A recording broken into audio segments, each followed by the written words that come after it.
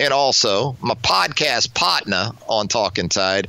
Goodbread, I understand you took in a little NBA action on Roger Goodell's dime last night. Sounds like maybe you ended up in Roger's seats, Goodbread. What are you doing in the fourth row at midcourt? You probably kept looking over your shoulder to see when they were going to come take you away, you know? Yeah, they weren't Roger seats, but they were well-connected seats, and we were able to sneak into that fourth row right at midcourt, really right up on the action. Unfortunately, it was about as non-competitive as it could have been. The Pacers won 119-80, and they were up by 40 after three quarters, really after 2.5 quarters. So, Charlotte doesn't have a whole lot.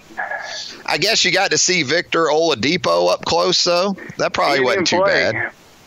He was out. I'm not sure what his deal was, but he didn't even play. Been coming off that injury from last year, I guess. So that may have something to do with that.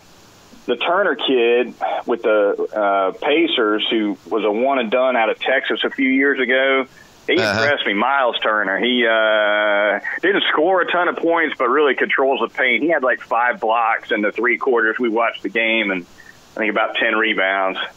Oh, Goodbread loves him some post play. When it comes to hoops, Goodbread is as big a throwback as there is. I mean, Goodbread is, he watches YouTubes of Kevin McHale and Robert Parrish, in his spare time. He loves those traditional post players. The Hakeem Olajuwon, Shaq O'Neal, Patrick Ewing, David Robinson era, where the 4 of those guys were either in their primes or not far out or heading into their primes. For me, that was the golden age of the NBA. According to Goodbread, they haven't played basketball professionally in America since those years.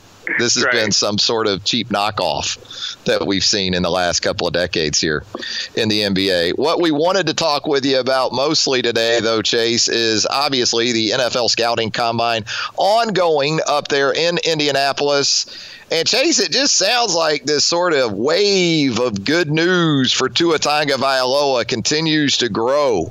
And, what's sort of the vibe up there right now as it relates to Tua and kind of what he needed to get done earlier in the week and how successful he was in doing that? Probably fitting that you brought me in with Johnny Cash, because that's what Tua's making up here. Things really couldn't have gone any better for him, apparently, with the medical examinations. Now, he was at the hospital forever. He claimed to be, and he said he was the player in his group, which would have been in the neighborhood of 80 guys, at the hospital longer than anybody else. He got there at 10 a.m. Monday. They didn't turn him loose until almost 8 p.m. So that gives you an idea of how much these teams wanted to get to the bottom of this hip injury. But medical reports apparently outstanding for him. He's had full healing, and he also even, he mentioned in his media interview session that he's going to be cleared for full workouts on March 9th, which is also news because I'm not sure. I mean, I think it was pretty clear he was never going to participate in Alabama's pro day from the get-go, but I wasn't sure he was going to be able to do one of his own until yesterday. And he said March 9th he'll be good to go for workouts of any kind, not just throwing, but, running, cutting, etc. And then on April 9, that's going to be his personal pro day in Tuscaloosa, where I'm sure the whole league will be around for that, even though it'll be just him. Guessing he'll have a couple of good receivers to throw to at that pro day, right? And Jerry Jeudy and Henry Ruggs III. And we continue to hear so much about tomorrow's on the field work because that's when we're going to see Jeudy. That's when we're going to see Henry Ruggs III. There is a palpable buzz among media, social media, fans about this anticipated 40 from Henry Ruggs III. Is there that same sort of sense within the facility there in Indianapolis as far as anticipation with what not just Ruggs, but so many of these guys are capable of doing now in that 40-yard dash? I don't feel like there's a huge buzz that John Ross's record is necessarily going to fall, but there's definitely some excitement about the fastest of the fast in this group. Henry Ruggs is going to run somewhere in the 4.2s, barring a a tweak of some kind. I don't think there's any doubt about that. Probably maybe the next guy, a couple guys who you might consider to be if you were to put up a board of most likely to break Ross's record, well, Ruggs would be at the top.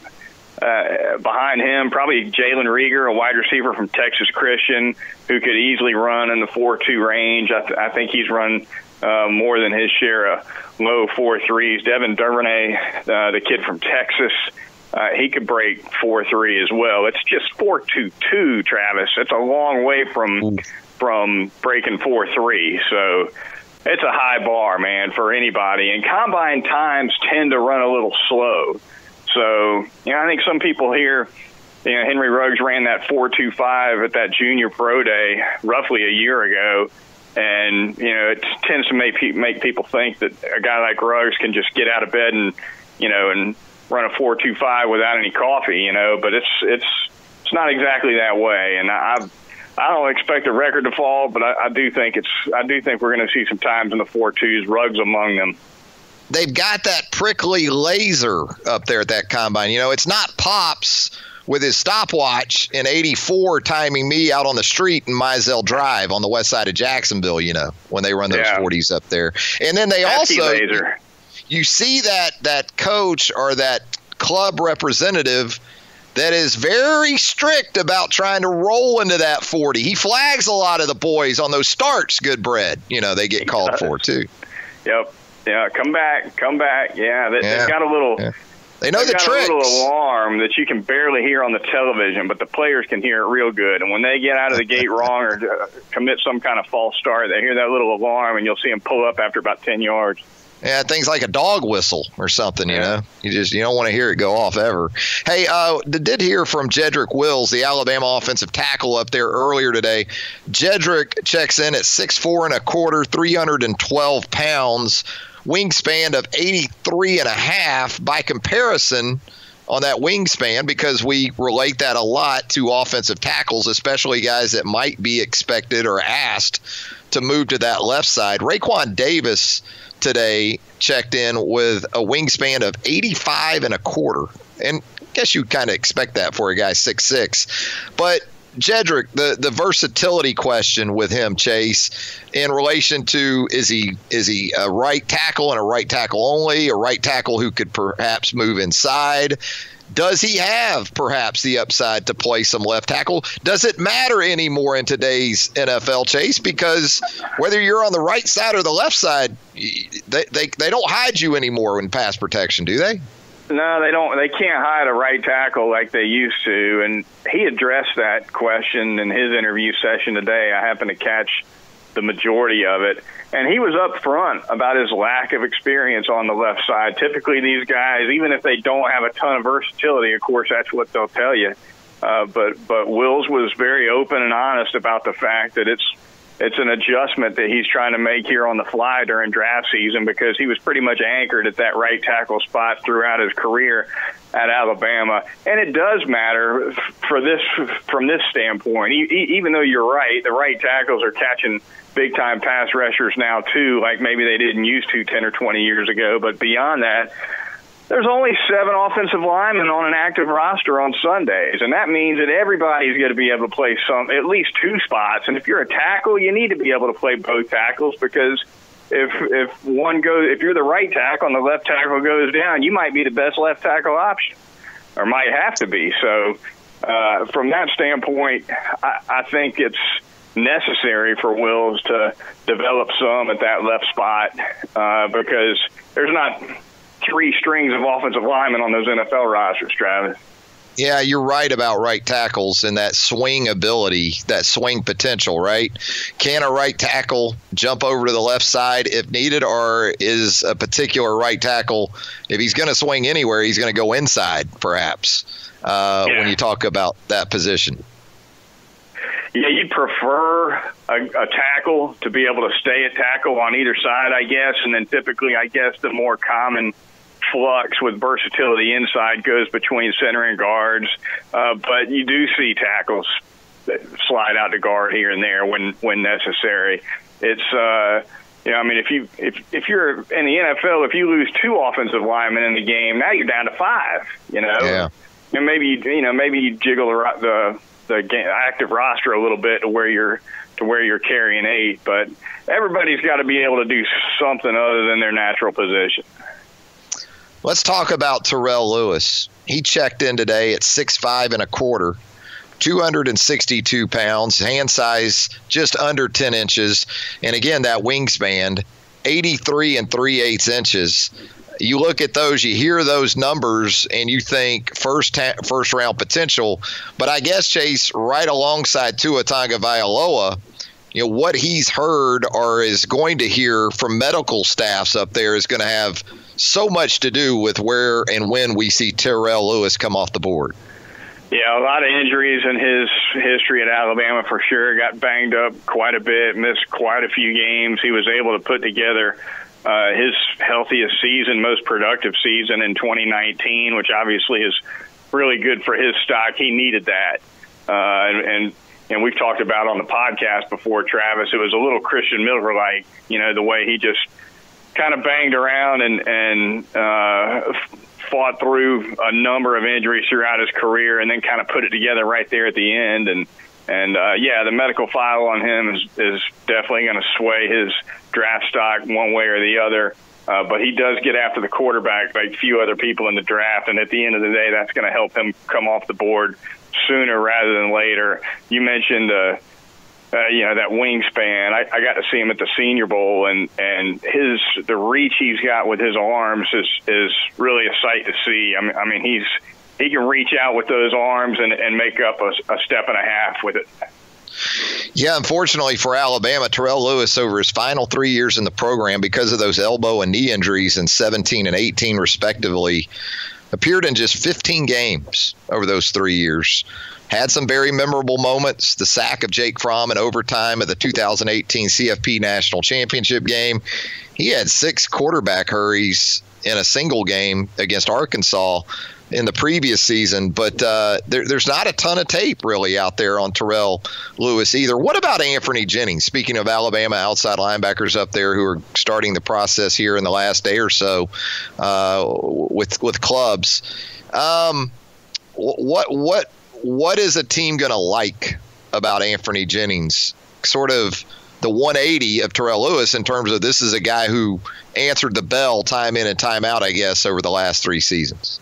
He's got a lot of power in his hands. I think he's capable of holding the point pretty well. I don't know that he's going to be a great pass rusher at the next level. As a matter of fact, it wouldn't shock me to see him worked a little bit inside when he goes to the NFL. But he's able to set the edge. He's always been able to set the edge in the run game from that outside linebacker spot. Always been good at that. He's good at getting off blocks. It's hard to keep him blocked for very long. Not the most dynamic athlete in the world, but a solid football player.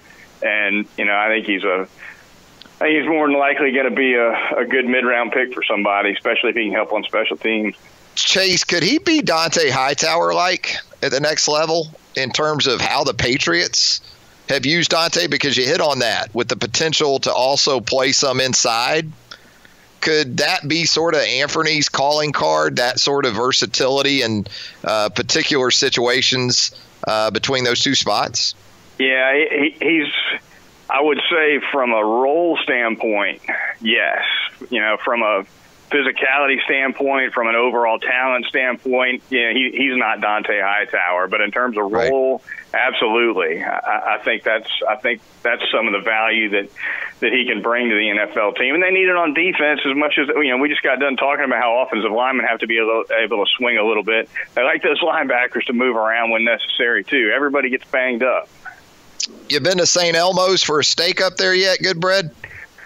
Tonight, I think, is probably when I'll head that way. Yeah, and it'll be my last shot at it too, because of course this year they're pushing the schedule for the physical testing to the evening time to take advantage, I guess, of that primetime TV revenue, and therefore I'll be hard at work around dinner time from Thursday through Sunday, Travis. Yeah, the steakhouses and the taverns in the vicinity of the combine there in Indianapolis. They don't appreciate that move real good, I'm guessing, because the boys and girls, they don't make it to the steakhouses and watering holes maybe with the frequency this year as they have in the past. No, if I was running one of those places, I might open at 8 a.m. and start serving steak and eggs and mimosas and Bloody Marys, you know. Oh, a little brunch. Yeah, that sounds good. Sounds pretty good.